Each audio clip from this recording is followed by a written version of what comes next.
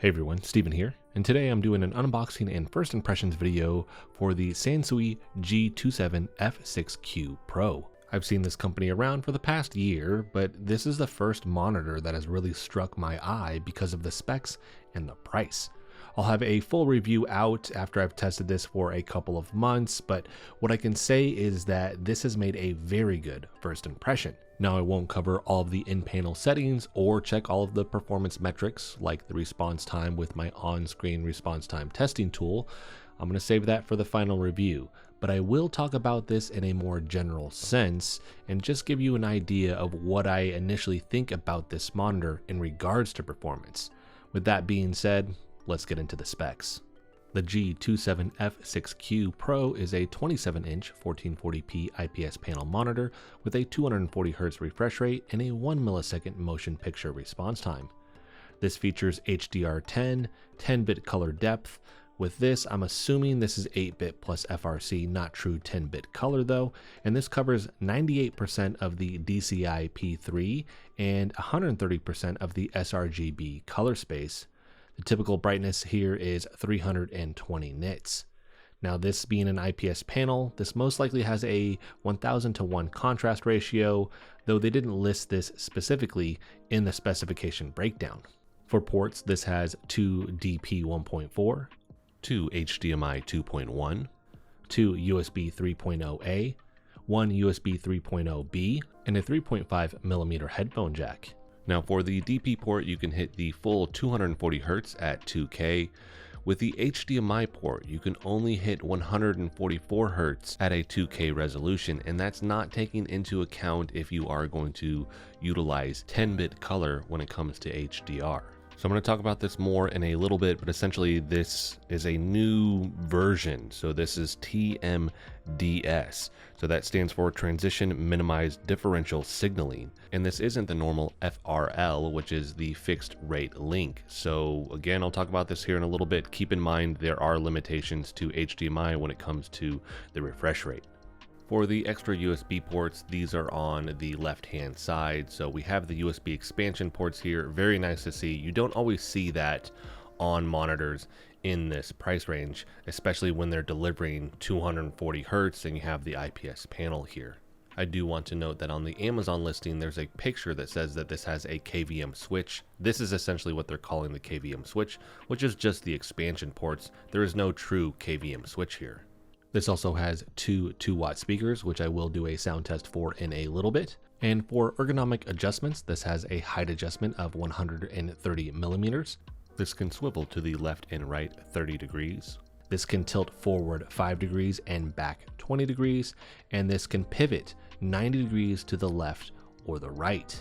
This is VESA compatible with a 75mm by 75mm pattern. So if you wanted to mount this, you can. Inside of the box, you're going to get a DP cable, a USB A to B cable, the monitor with the stand, the adapter, power cable, and the user manual.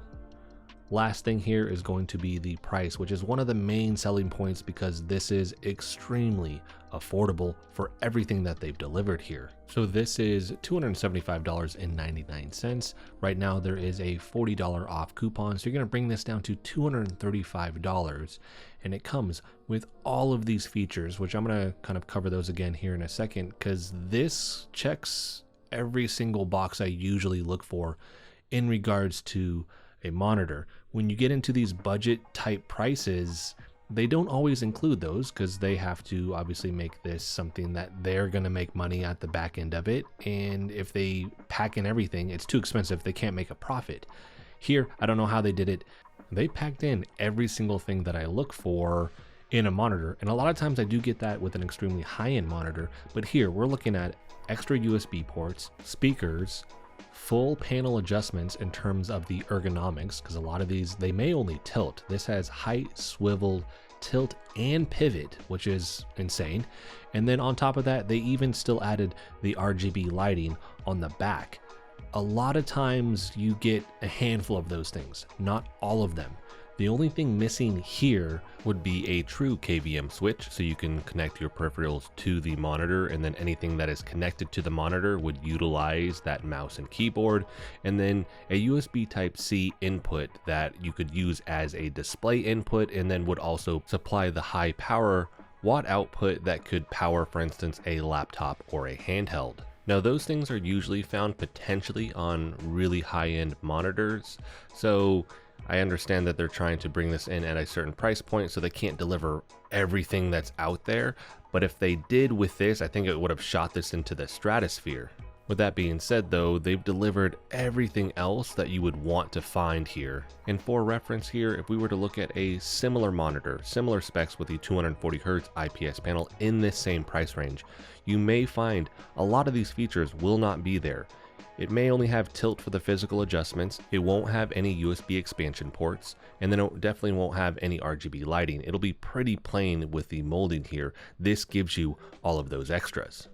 Last thing I do want to mention is that this does come with a 12-month warranty, which is really nice. So next I want to do the sound test for the speakers, and then after that I'm going to come back and talk about the things that I've seen that I really like, any potential thing that I've seen that I don't like, or maybe some of those things that are leaning towards a gray area potentially, and then we'll wrap the video up.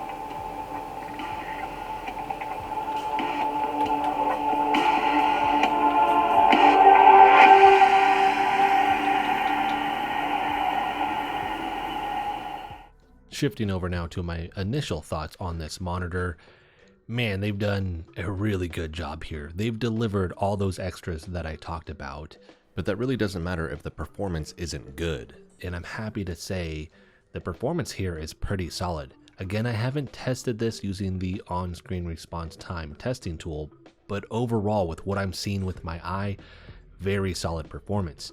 When you run the UFO test with this, I'm not really seeing a large amount of ghosting. The reason for that is because this is 240 Hertz. So my suspicion is when I do test this, I'm not going to see incredibly fast response times here, but that is made up by the fact that this has 240 Hertz. So although the response time may not be incredibly fast, especially if you're comparing it to an OLED, that is made up by the fact that it's displaying so many frames in a second that visually your eye isn't going to notice a lot of ghosting. So as I'm increasing the refresh rate, I am minimizing ghosting most of the time. So with this, visually it does look as fast as a 1 millisecond gray to gray response time panel that is running at, let's say, 120 or 144 Hertz. So in regards to performance, this has made a very good first impression. I'm excited to actually test this and just see what the results are on that end. When it comes to the colors, they are extremely vibrant. I use the Spider X calibration tool to just check what the color gamut is. With that though, you have to realize color gamut and color space are two different things. When they're talking about the performance here with the DCI-P3 and sRGB, they're talking about color space. So that's a different metric. So really when I do the final review and I showcase the results from the Spider X, that will just showcase a different metric to look at this by. I don't think that this is going to be a monitor that if you are a high level content creator where you use apps that need very high color accuracy or color gamut, this may not be the right option for you, but this isn't really geared towards that group. This is geared towards gamers. And when it comes to gaming, the colors here pop off the screen. They are extremely vibrant. Everything looks good. Nothing is washed out or anything like that. When you look at the menu, this does offer plenty of adjustments, so you can tailor this to the look that you want. And they have decent presets here. I will showcase that also in the final review. The one thing I did notice is that the menu here is the exact same menu that you find on the Scepter brand. So my assumption is that this is an OEM type panel, that they may have had the factory adjust certain specs and then brought it in-house and then further adjusted it so they have it to their liking. And we see that with Scepter, and I really like Scepter, so here it delivers just like that other brand does. What I like is the fact that we have a ton of options when it comes to monitors in this price range now. So if this has the extras and the things that you're looking for, maybe you looked at a Scepter and you're like, hey, that one very similar in performance, but this one has things that that one does not. And you may end up going with this option because of that. To me, if I'm looking at the landscape and I've reviewed a lot of monitors that are kind of in this price range, again, this one just delivers so many of these extras that you don't find on those other monitors. And it wouldn't matter, like I said, if it didn't deliver on the performance side, but it is, because we're talking 2K, 240 hertz. We have the extra USB ports. You have all of the adjustments when it comes to this, because again, a lot of these may only have tilt. This one has tilt, but it also has height, swivel, and pivot. You're getting the speakers, you're getting the RGB lighting, all of these extra things here that you may only get one or two of those things on another monitor. And it's all coming in at an incredible price point. And I mentioned in their final reviews, hey, I have to judge these off of that price point. Here, they are offering a ton of competition to the other monitors in this price range. I'm leaning towards this being, in this very set price range, one of my favorite monitors because of everything that they've packed in with this. And I keep mentioning this, but that wouldn't really matter with the extras if the performance didn't deliver, and it does here. I need more time to test, but right now it is just giving me a very, very good first impression. In terms of standout negatives that I'm like, oh yeah, I see that, that's for sure going to be a negative, I don't have any right now. I don't suspect I will by the end of the review, but I never know, certain things may pop up. In terms of the gray area, I mean, the only thing I can think of is the fact that this doesn't have the DP port that could be used as a display input and deliver enough power. So you could potentially run, for instance, your laptop and power it to the monitor, or something like a handheld like the ROG Ally or something like that. So this doesn't have that. It doesn't have the KVM switch. Those things are going to be more expensive, so the price of this would increase if they did include that, so I get why they just left it out. Now, if they did have another model, another variation here where it had everything that it currently has plus those two things, and it was a little bit more expensive, I think they would find a lot of people would be very interested in that version. And I haven't mentioned this yet, but I really do like the aesthetics of this. It has that gamer look to it. It doesn't try to be over the top. I like the splash of RGB lighting on the back. I just think aesthetically it does look really cool, which is a nice bonus feature, because sometimes I don't know, some of these panels, they are supposed to be a gaming monitor. They either go way over the top or they keep it too simplistic. This just finds a nice middle road here.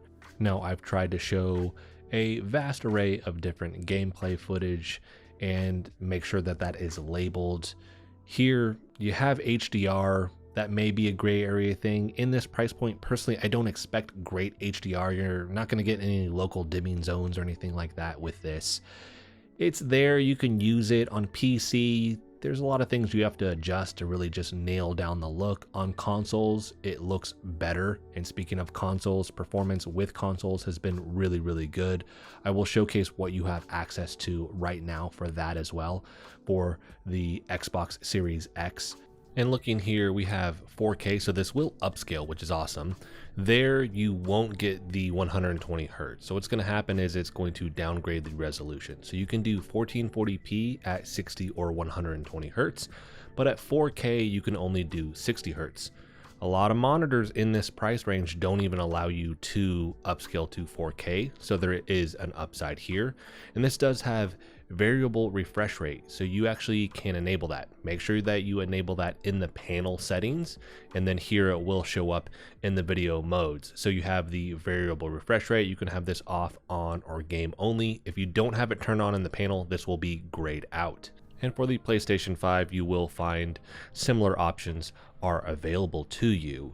Overall, with the consoles, I think this plays really good. So if you have a PC or consoles, this is a very solid option for you if you're in the market for a new monitor. Now, in regards to the HDMI 2.1, I mentioned I would talk about this later. Here, I'm going to reference an article from TFT Central. They were confused by this with the monitor. They reached out to HDMI. Essentially, HDMI 2.0 is no longer a thing. So with this, it's now a subset of 2.1. So all the new capabilities and features associated with the HDMI 2.1, those are optional now, and it lists those out. That to me is pretty crazy. And then if the device claims compliance with 2.1, they simply need to state what it supports, which is what this company does. They say with DP, you get the 240 Hertz. With HDMI, you get 144 Hertz. Again, these are going to come down to bandwidth limitations, and that's because this isn't the fixed rate link. Now, this is something HDMI has done. They are in compliance here, so this isn't at the fault of Sansui. This has to do with the new model and standards that HDMI has for the HDMI 2.1. So they do specify everything here. They are fully transparent with what the resolution and refresh rate is going to be with each port, but I did want to clarify that because I was super confused, and I'm sure there's going to be a lot more confusion with everybody looking at this until everybody kind of just settles into this new model. Now, luckily I got clarification on what version of the HDMI 2.1 port this was. There was some other information on the Amazon listing that was a little bit off. I was able to get my hands on the full spec sheet, and there is a difference between the two in terms of just a handful of specs. Like the swivel is a little bit different. Clarification on the type of HDR here, because they're claiming 10-bit color, but here it is the 8-bit plus FRC. It's not true 10-bit color. And with this, I would say this information not being 100% accurate could be a gray area thing. I have talked about that in other videos. I've had this happen with every single monitor I've reviewed though. From top brands like Samsung and ROG, I've had to reach out to the company to be like, hey, what's with this information? Something's not 100% right, either on an Amazon listing or in the product like specification sheet. Like, it's just not matching. So that is across the board for every monitor that I've reviewed. I always want to point it out because I want this stuff to be accurate, and I also want, if you guys are watching this video, for you to 100% know what you're purchasing. Now, all that being said, still an incredible monitor. This stuff is pretty standard that I've seen again with other products that I've reviewed, other monitors. And so I'm not going to say, hey, just because this happened, don't buy this, don't look into it. That's just something I see across the board, and it shouldn't necessarily deter you from purchasing this. I just want you guys to have the most accurate information. So that is going to wrap this video up. Sansui has made a really, really good first impression with this monitor. Yeah, there's some things I wanted to cover that potentially are gray areas. No standout negatives as of right now, but I also need to spend more time with this. With that final review, hopefully in the next month or two, I will have done all of my testing at that point. I will obviously have spent a lot more time with the monitor, and if there are any standout negatives or gray area things at that point, that's where I will actually talk about that. But it's hard to say at this point if I'm going to see that, because I've used this monitor now for about a week and a half, 2 weeks, and I've not seen anything just glaring yet. And so if you don't want to wait for that final review and you want to pick this up now and you're kind of sold on it, I will have a link for this in the description. If you have any questions that you want me to cover in the final review or that I can answer before you make a final purchasing decision, let me know in the comment section. I will make sure to answer that for you there. And that is it for this one, everybody. Thank you so much for watching. If you liked the video, hit the like button for me, as it helps the channel out. If you want to continue to follow along with all my content, like my upcoming review for this monitor, hit the subscribe button for me. And as always, thanks so much for watching, and I'll see you in the next video.